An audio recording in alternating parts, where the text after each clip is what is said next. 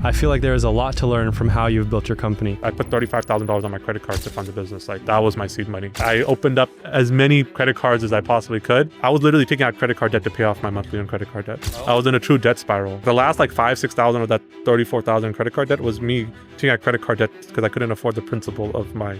How was fundraising? How'd you end up giving back that $35,000? I don't think Instagram or Facebook allows you to do it anymore. That's how we raised our first $101,000. I created Facebook and Instagram ads and talked about our startup. You've raised money from Facebook ads? Is that legal? It is. It was. He said it was. How much have you raised to date? 18.9 million. I don't know why that isn't like taught in every single like startup book now. Just open up as a nonprofit, get a bunch of people to donate money to you tax-free, and then just restructure yourself. This is fraud. Yeah, it is. But that's what OpenAI did. Any YC startup can raise. Zain, welcome to the podcast.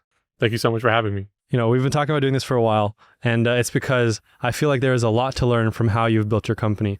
You're the founder of Transcripts. You've been around for a lot longer than 5 months. In fact, you've been around for 5 years, and you're now, you know, well past that like 7-figure ARR mark. And as we just talked about right before we started filming, that is not the typical Twitter ARR. That is average 24-month contracts, 99.5% customer retention. And it's in a very interesting niche because what you're building is self-sovereign, like user-owned credentials. Is that how to say it? Basically, we want to make sure that every single person owns their verified identity and verified digital identity. What's like a use case of someone needing to even own their own like credentials? Yeah, there's many. So like right now, many people own our identity. I can give an example of that, like the credit bureaus. They own these multiple pieces of data and they compile a credit score based on that. That credit score compiled by these 3 random bureaus who none of us actually authorized them to actually have access to our data has a huge impact on your financial success in this country. That's incredibly unfair, right? This is not a government agency. This is a for-profit entity that's basically deciding, quite frankly, outcomes of people's lives.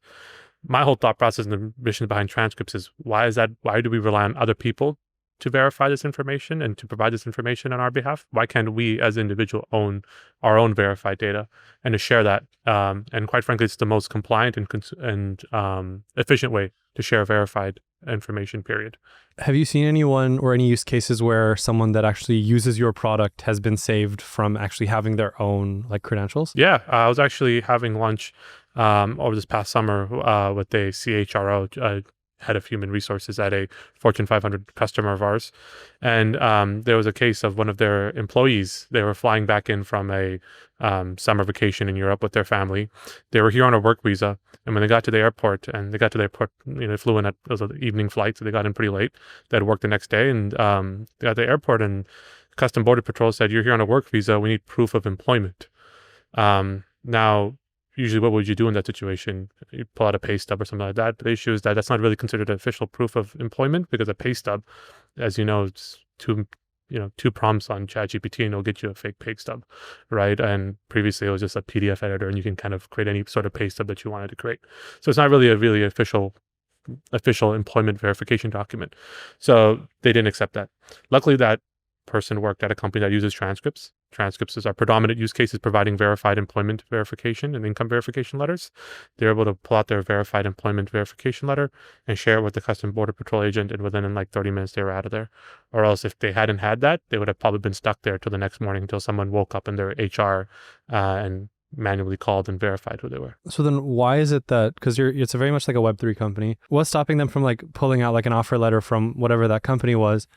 I'm sure you could like say that they could have forged it, but what's stopping them from being able to also forge this? Yeah. Well, there's 2 things. First of all our records are auditable and immutable. So auditable as in we know where the source is. We know that it originates from the company, right? And immutable as in no one can actually alter the documents. So when someone shares over that record, they're sharing also that entire like on-chain, not to get too much into Web3 terminology, but that on-chain record of that document. So we know where it's from and we know it can't be changed. Therefore, people will accept it. Versus a PDF on your computer, we don't know where it's from and we definitely know it can be changed. So that's kind of the difference. So now I'm curious to talk about how you got some of the largest companies in the world to actually onboard to your Web3 ID verification kind of product. So let's start like 5 years ago. You're still in college when you're starting to build out this company. How did you come up with the idea? Yeah, I was a student at San Jose State University. I got into grad school. They wanted to verify my undergraduate grades. So I went into my registrar's office. This is 2020. So this was actually during the pandemic. And I went to basically the online portal, the registrar's office, paid a $20 fee, and had him send over an official transcript to verify that the grades I stated on my application were correct. And then I thought I'd start grad school come the fall remotely. Lo and behold, halfway through the summer, I get this big, bold red email saying your offer of admissions is in jeopardy. And the reason for that was that they never received my official transcript, and that was part of my grad school admissions requirements. Yeah. So obviously I panicked. This was, one of the best grad programs in the country. And I worked really hard to get in there. So I luckily had a receipt showing that I paid it, and I actually did all this. And it was the pandemic, and I'm sure my registrar's office was inundated with a lot of other stuff. It's a state school. They probably didn't have as many resources, but it got me thinking. From now until the end of time, if I want to verify that I'm an electrical engineer, I hold a Bachelor of Science in Electrical Engineering from San Jose State University, the only person in the world that can verify that data is the registrar's office at San Jose State. After 4 years and tens of thousands of dollars in tuition, that didn't seem like the best and most fair way for me to own my own data, right? The diploma they gave me, that isn't worth the sheet of paper that it's printed on, because no one actually considers that an official proof of graduation.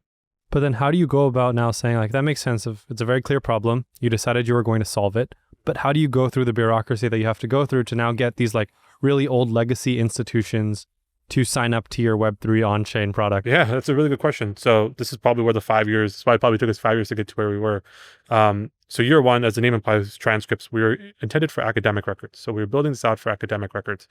We quickly realized— I actually didn't know that. That makes so much more sense. Yeah, and we pivoted because we couldn't get through the bureaucracy. So I started this business kind of on my own, and it was a pandemic. So community wasn't as big of a thing. Everyone was very think about early days of pandemic 2020, communities existed on Reddit. Everyone was living in their own isolated bubble. So, I put $35,000 on my credit card to fund the business. That was my seed money. I opened up as many credit cards as I possibly could.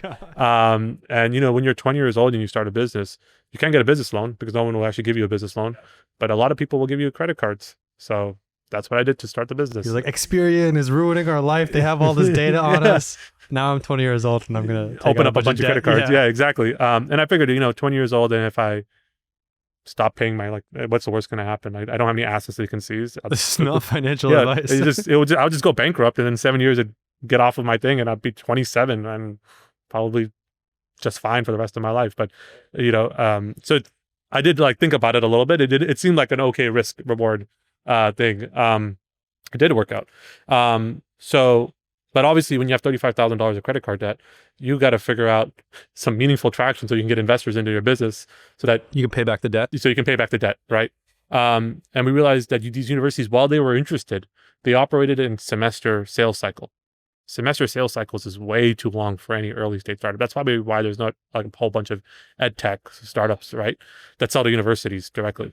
So we pivoted out of there and we went into the employment and income verification space. We realized that HRs have this exact same problem. If you're an HR manager of a large company, let's say you have 10,000 employees that work at your business. You have 10,000 current employees. You probably have 5,000 to 7,000 previous employees. Every single time one of those employees applies for a new job, a loan, a new place to live, they'll want to verify their employment and or income status. That's a whole lot of requests coming inbound. If you could just give that employee access to their verified credentials, the employee can share it directly over to that landlord, to that verifier. They can share it over in a much more compliant way because it's federal law dictating how this information can be shared. And you don't have to really worry about facilitating that transaction. So a much better system for the enterprise. So we pivoted into that about 2.5 years ago. So you're doing this for 2.5 years. Yeah. So basically I'll go back. So the first year 0 to 1 was me in this education verification space. Year 1 to 2, we kind of had pivoted into this HR space, but HR tech is also a kind of a complicated space, and it's very hard. A lot of the HR tech companies that we've tried to work with or thought about investing in, investors do not like HR tech. They hate it. And just to clarify, we don't consider ourselves an HR tech company either. He's like, do not take away our Series B opportunities. We are not HR. Please don't dilute our valuation multiple by putting us at HR tech. Lightspeed is giving the money, but you're giving back the money to Lightspeed. They're asking for it back. They're done. Yeah. But HR tech is incredibly tough because it's hard to sell to HR. They're kind of like the bottom function at most enterprises in terms of when it comes to budget. So it took us like about a year to figure out, okay, like, we know this problem exists, but how do we build the best solution for this problem? So that was kind of year 1 to 2, and we had some pilots, and we started like just doing a lot of customer discovery. This was also around the time we went into Techstars, and then basically year 2 to 3 was when we got our first paid customers, and then we've like 30x revenue since. So like it took us like 2.5 years to get our first paid customer, and then once we got our first couple paying customers, we just were able to scale it. So tell me, what was the process of getting that first one? Like, what was it? Was it outbound? Was it inbound? Was it a friend's parent? Like, yeah, no, it was just like the person, I had a personal connection with them, but not like I met them because of Transcripts. So like they were a judge at a startup competition that we were pitching at, and they happened to be a CHRO at a very large company, and they kind of gave us a lot of advice on how we can improve our product. So I was like, okay, like you're obviously willing to help us. So like, let me like follow your advice and build the product that you're asking me to build. And then I went to them and I was like, okay, can you try this out in the most limited capacity that you can try it out in? They're like, yeah, sure. Like you basically built what I've asked you to build, and this is something that we obviously need. And they liked it. And then once you get your first kind of marquee logo, it's a lot easier to go to like their peers and be like, hey, 100%. All you need is one good logo. Exactly. Because it removes the risk from the decision maker at the other companies. Yeah, to share a story here too, like one of our companies that we're incubating, like Loops, the Mazda's company, it was incredibly hard in the beginning to figure out how to get that first paying customer, because everyone would get on the phone based on our reputation or whatever. And then when it came to trying to get them to pay, it was like, like actually we don't really need this. We finally got one person to pay. In the same week that we got our first paying customer, we got 4 others.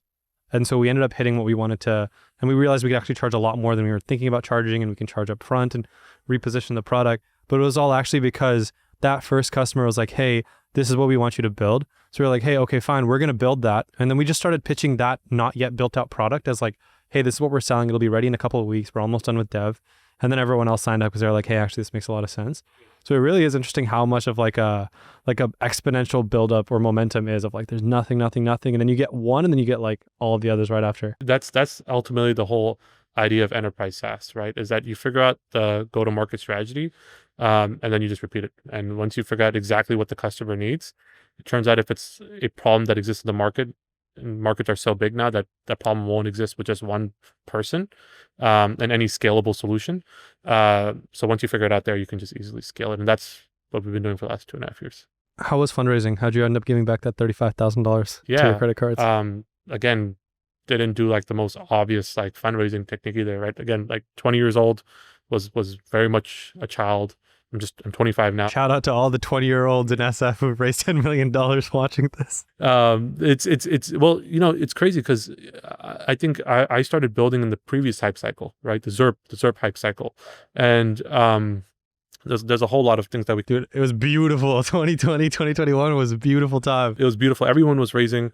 But, quite frankly, when I look at the founders raising like a bunch of money now, you question how sustainable it is, because like you remember, like once the tide goes out, a lot of people are naked, and the emperor wears no clothes. So like a lot of these, like you mentioned earlier when you started the podcast, like a lot of this I see, we're the fastest company from 0 to 10 million ARR, and then they look at you look at how they're calculating, and then they have 3 days worth of MRR numbers. They're like, yeah, if we extrapolate this till month's end, we'll be and I'm like, dude, that's the most non-accounting way of calculating future ARR growth. That's like, seriously. Yeah. So it's just like, it's assuming there's no customer churn for your consumer app, which is like impossible, right? Assuming that things will scale as fast as they are right now, which, when you're coming straight out of YC and you have demo day and you have all this free press. Dude, people forget the R in the middle. They're like, my monthly revenue, and they call it MRR. Exactly. Right. If we took our highest monthly revenue number, it would be like a 9-figure AR run rate, right? So it's just like, but these are all things that get cleaned out once markets kind of return back from exuberance. But going back to your original point, how we raised that first money. So I actually did something called equity crowdfunding now, which is a crazy idea. Like WeFunder? Like we raised on WeFunder. Our first money was on WeFunder. Which I don't know how familiar your audience is with that, but I'm happy to explain what that is. Yeah, I mean, that's like your Kickstarter, but for startups. Exactly. So you create an SPV so that you only have one item on your cap table, and then you basically go to retail investors. There's actually an amendment in the SEC called Reg CF, which enables retail investors and qualified investors to invest in. You have to be accredited, right? I think you have to. Well, don't quote me on that. I think the accreditation requirements are much more lenient than being an LP in a VC. Okay. I think. That makes sense. But I could be wrong. No, I think you're right. We set up an SPV recently and we saw some of those. Yeah. This is not financial or legal advice. So like, except for the part about getting credit card debt. Yeah, that's that was his financial that advice. was my financial advice. Go pay American Express, $1,000 a month in interest. I was literally taking out credit card debt to pay off my monthly on credit card debt. It was like I was in a true debt spiral. Like, wow. Like the last like 5,000-6,000 of that 34,000 credit card debt was me taking out credit card debt because I couldn't afford the principal of my. Oh my God. Yeah, it was. But you made it out, right? Like your credit score is healthy now, or are you still recovering? My credit score is great. Like I bought a house, I bought a car. Actually, that did wonders for my credit score because like the banks were like, if he can come back from this, he's good. Take all their money. This guy, like, yo, 21 years old. Like, no, literally, like he maxed out all his credit cards and he paid it off. Like that's like unheard of. And that's kind of like the whole credit card score scam is that like the more you use your credit cards, the higher your credit score gets. So in the WeWork cycle today, you're at the $45 million valuation. TBD, get the $47 billion and then hopefully not. But going back to what WeFunder is, we basically got a bunch of retail investors to invest in our startup. And some of it, about $5,000 of which was people that I knew. Our first close on the WeFunder was $101,000. So the other $95,000 was I created Facebook and Instagram ads and talked about our startup. No way. You got ads. You've raised money from Facebook ads? Yeah. Is that legal? It is. It was. You said it was. It was. At that time it was. Ty Lopez pulled up and changed the game forever. Yeah. Well, it is absolutely legal because there's nothing wrong with doing a Reg CF. I don't think Instagram or Facebook allows you to do it anymore. Because of Ty Lopez changed the game forever. Yeah, so that's what we did. That's how we got our first. Yakuba looks shocked right now. Yeah, that's how we raised our first $101,000, and then we did another equity crowdfunding campaign. Then we got into Techstars, and then we did a proper pre-seed round out of Techstars. How much have you raised to date? 18.9 million. Came a long way from WeFunder. Yeah, and that's a Series A. Like the last one was a seed. Your seed round was 18 million. Our seed round was 15, and then we raised about 3.7 or 3.9 at pre-seed. Okay, so walk me through how you think about fundraising, because I mean I know a little bit about the mechanics of your business. It's very like you don't have to spend a bunch of money on customer acquisition, and you have to spend very little money on actually like once the product is made, there's very little maintenance. Why did you raise so much money? There's two reasons. I have lived through 2022 and 2023. So like this current AI hype cycle was the crypto hype cycle in 2020 and 2021. And people forget that. Like, and I see a lot of similarities, like random 18-year-olds, 19-year-olds. Like it's when you start seeing trends of, and there's nothing wrong with, I raised money when I was 20 years old. There's nothing wrong with doing that. There's nothing wrong with backing VCs. Yeah, don't ask me how old I was when I started all this. Yeah, exactly. Right. Like there's nothing wrong with that. And there's a lot of people who do really well. But when you see that be the number one trend, for me, that's the sign that we're at like exuberance in a cycle. Dude, I saw that tweet of like some guy was saying, in my YC batch, I keep running into people who didn't get an internship. So they just went to YC. That's crazy. That's peak exuberance. That's peak exuberance. There's no way the market heats up more than this. And quite frankly, like if you're backing that 18, like I need an example, like Cluely had all this early traction and then they've completely pivoted off the whole idea of they're an AI note taker now, but Roy's still smart. Like I wouldn't bet against Roy. I would not bet against Roy. I think Roy's. But all the things that happened in like the wake of that, there's a lot of hype and I think the reason I wouldn't bet against Roy is because Roy is a generational marketer and he understands TikTok and Instagram and the algorithms better than anyone else. That's a superpower. But there's a bunch of copycat Roys that don't have his talents. They like paid a lot of money for a launch video and they paid an agency for UGC and then they got no results and they raised money off these small Yeah, and that they've raised $7, $8, $9 million at crazy valuations that their investors are never going to see $1 of that money because I don't see those businesses scaling. And you saw that in crypto. Yeah, we did. This is literally what we saw in crypto. Yeah, I was in crypto. We raised a Series A, or the company I was at, we raised a Series A from Andreessen, $20 million. And they went through a merge later. But a lot of the companies around us, like, yeah, we saw a lot going on in that cycle. I think a lot of those vintages are now breaking even, like a lot of those VC vintages, and only because there were like one or two like circles or figures or things like that basically set that vintage. But if it wasn't for those companies, like No, 100%. those vintages were I screwed. mean, I remember so clearly, I was like new to crypto at this point, but I went to ETH Denver and there was like a McLaren wrapped in like Doge stickers, or like wrapped in like the Doge coin thing. I was like, wow, this doesn't make any sense. Like dudes walking around in tinfoil hats and like astronaut costumes, and it's like February in Denver. What are we doing? You know what else doesn't make sense? And I'm curious to actually get your thoughts on this. OpenAI's cloud spend. Dude. 1.5 trillion. And Did you see that? Did you see that post where a reporter asked Sam, like, hey, how do you justify it was the like 1 trillion at the valuation? Altimeter podcast, right? And he just gaslit him. He said, hey, we'll buy your shares off of you. That's like one of the smartest people I like in the Valley. Like that's Brad Gerstner, right? Like he's asking that question and it's very legitimately based. And like your other investor, Satya Nadella, is right on call too. Like this is actually like a really great opportunity for you to answer that question and address it publicly. And it was like just it was a very softball answer. It was. He asked it very respectfully. He could have, like, Sam could have been like, literally the easiest answer to that would be like, we just project a lot of growth, and therefore we need to spend this to get ahead of that growth. That's what everyone says. I mean, to be clear, I'm so bullish on OpenAI. I'm just like, that was a crazy answer, and like it starts to raise questions, starts to raise eyebrows. It's, even if they're like, I think they're doing somewhere around like $20 billion in AR, or like they're $20 billion AR run rate. Even if they hit like $100 billion AR run rate, which like I can totally see them doing, 1.5 trillion in like CapEx spend is a lot of money. Like, it's a ridiculous amount of money. It's like GDPs of countries level of money. Yeah. I mean, there's also like the point of like, Rockefeller, his like projected net worth was like he was a billionaire, but like a lot of people today are richer than Rockefeller was back then. Yeah. But like the crazy part is it was like Rockefeller and then a lot of space and then whoever was number two.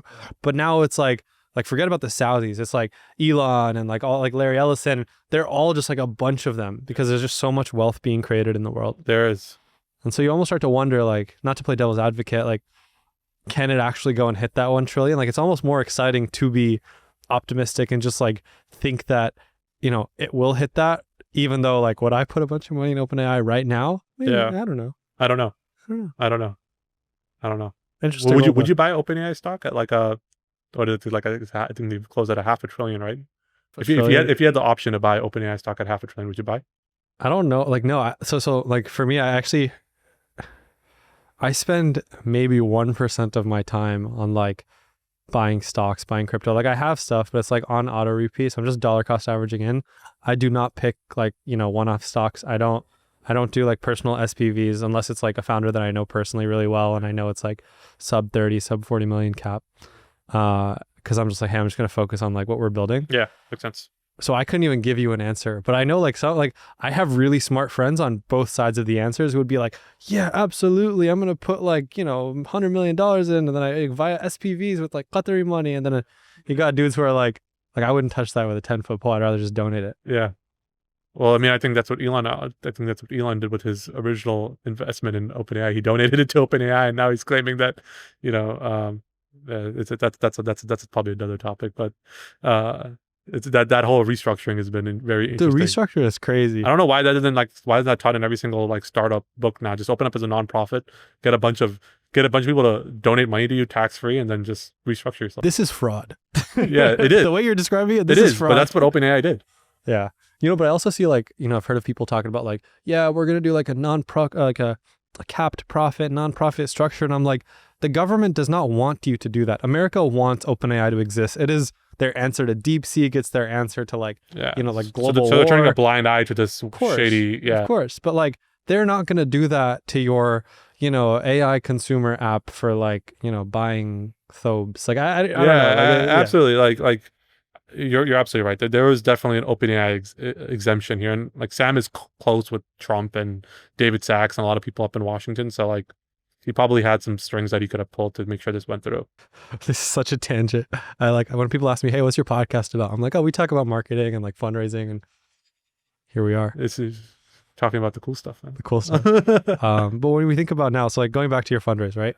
You raised all this money, and very valid answer of like, you've seen how the market cycles work and you want to be well capitalized for the next 2 or 3 years because you believe that we're probably in a bubble right now.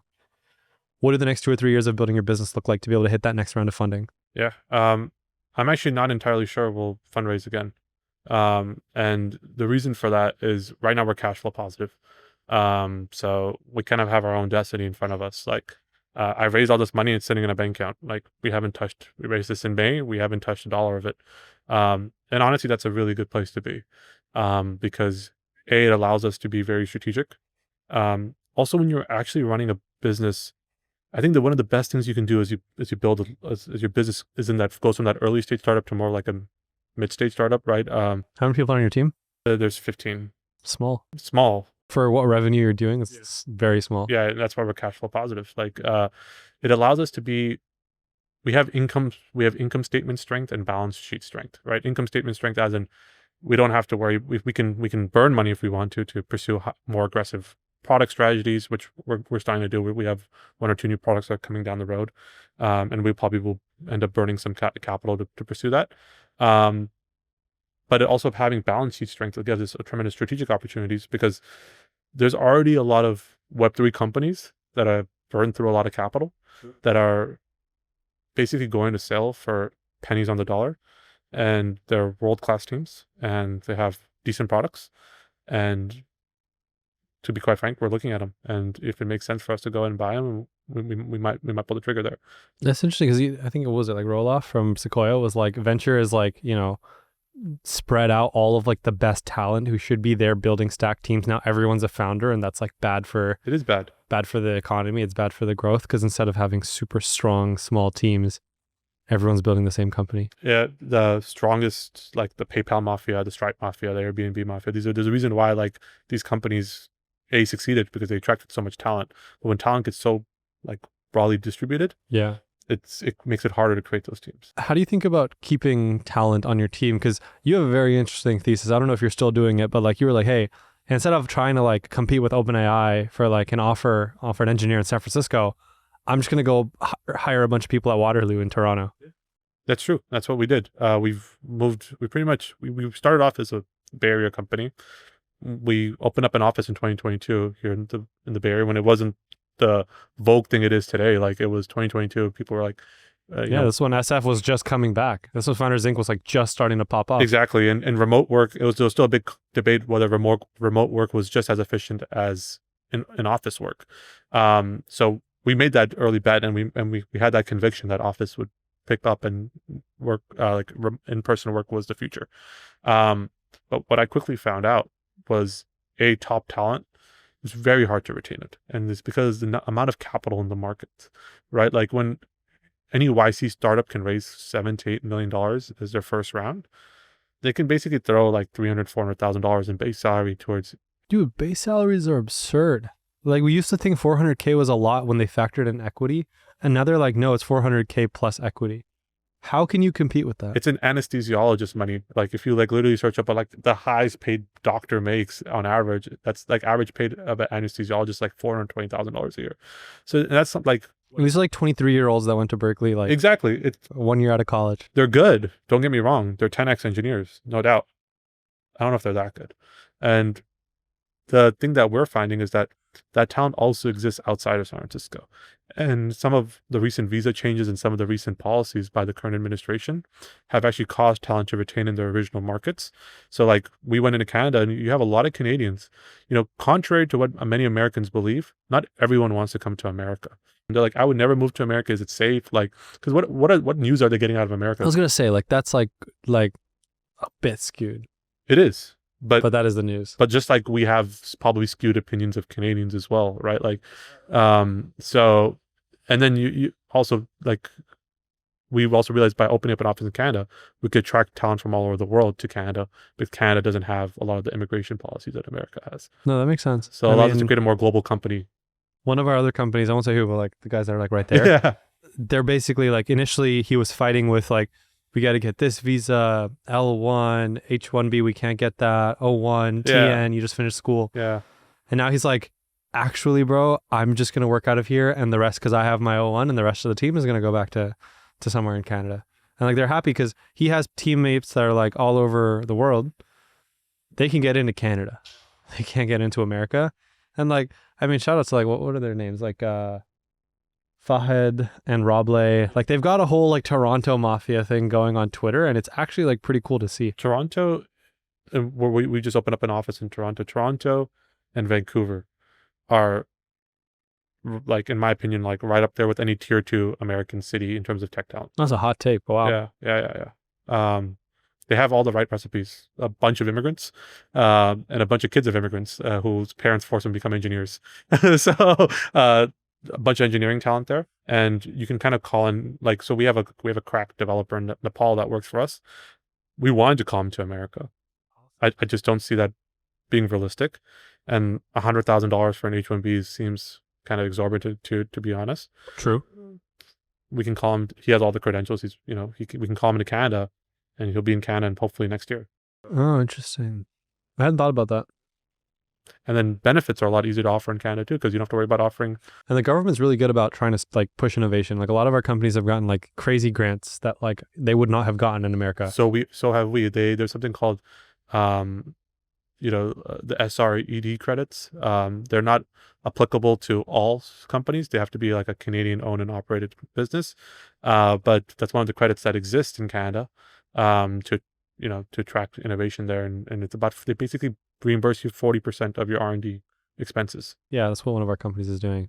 40% of R&D, like that's like development. Like you could literally get 40% back on your engineering time. Yeah, like if you're spending 100 grand salaries, you can get 60. Basically, you're paying 60 grand.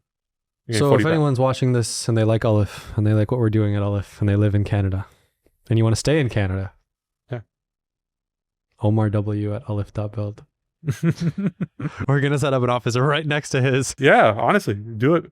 We'd love to. We will open up a mini Aleph satellite campus in our office space. Amazing. Poutine and maple syrup for everyone. And great halal food, dude. This is true. Toronto's halal scene is up. I think it's the best halal scene in North America. Damn. A lot of hot takes today. A lot of hot takes about Canada. So if you were to start this company from scratch today and you didn't have that connection from a hackathon that got you your first paying customer, how would you go sell Web3 ID software to another like large entity? That's a really good question. You don't sell Web3 ID software to an enterprise company. You sell a solution to a problem to an enterprise company. And I noticed that a lot of, and this is going back to the AI, the similarities between the AI like cycle that we're in and the crypto.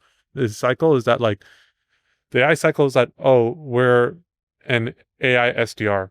Okay, cool. What does that even mean? Like, what problem do I have that an AI SDR will solve? Like, an AI SDR isn't actually a solution. It's just a bunch of words put together. Dude, it's like when people are like, this is a Web3 social app. Like Instagram doesn't call it like a Next.js JavaScript social app. Exactly, right? So you gotta really just focus on the problem. When you go talk to a person, they're gonna tell you what their problem is, and you gotta have a solution for their problem. And your solution for their problem should not have AI or Web3 or anything in it, because they don't care about the technology that will solve their problem. They care about the solution to their problem. So, like for example, if I cut my finger, right, the solution to my problem is a Band-Aid. It's not like a plastic sticky thing with made out of organic materials that's sterile and won't cause infection. Yeah. I don't need that, like all that, right? I just need to know like this will stop me from bleeding. That's it. Because right now I'm cut, and I don't want to get infected. This will stop me from bleeding and not get infected. That's how you sell to enterprises. That's literally it. The other thing is that you just gotta remember that you never sell to an enterprise. You sell to a person at the enterprise. That's another thing that I've learned is that, when you sell to a Fortune 500 business, a Fortune 500 business is made up of decision makers. You're selling to that decision maker. So you got to really build a genuine relationship with that decision maker. Enterprise sales is all about relationship building. That's why like enterprise salespeople still make a bunch of money. Like the highest paid person at Transcripts is our enterprise sales team. Because they're making the effort of making these relationships, and it's through those relationships that we're getting these sales. Amazing. That makes sense. If we were going to do this podcast again in a year, and this is the question I ask to wrap every episode, what would you want to have accomplished by then to consider the past year a success? That's a really good question. I think there's two things. I think we're right now at one product company. Mhm. We have 2-3 new products that's coming out. I don't think every one of them will be successful, but I hope one of them will be another blockbuster. I want that one product, at least one of those products to really succeed.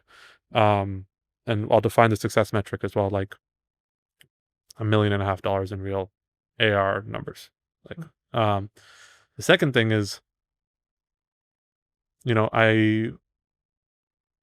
keep that the first thing. One big goal. One big goal. Yeah. I think everything else kind of ties into that one big goal. Nice. All right, man. Well, All right. thanks for coming to the podcast. Yeah, really appreciate it, man. Take care.